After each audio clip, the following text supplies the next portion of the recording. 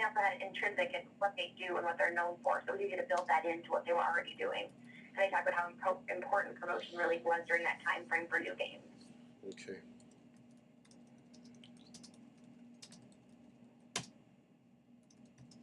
Andy, how about you?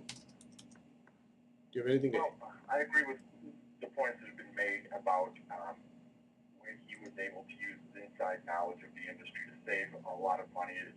What I gathered was that Bob, as an idea guy, really was against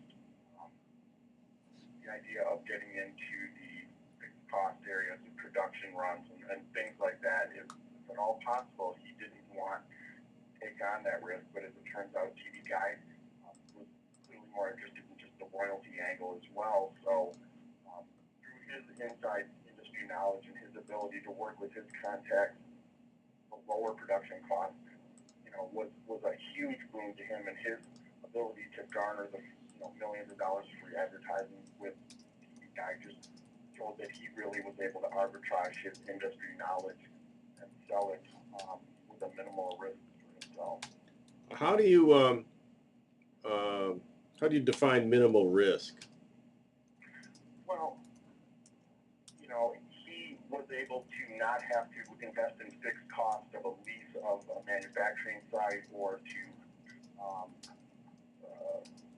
he didn't have to do those things when he found Swiss Colony and found that he could piggyback their existing production capabilities and be able to do that with no risk, but I mean the $2,500 that he invested in the software with working with Swiss Colony, as well as the quarter that he was giving them per unit that they sent, did sort of keep his risk down from having to bite off some real fixed costs like overhead of a place to actually do this printing or bindery or collating to get these games out and to get them mailed out to people and get that billed through a factoring company and so forth. Those things kept him from raising his upfront overhead really high, which just ratchets up the risk level to make money quickly and successfully.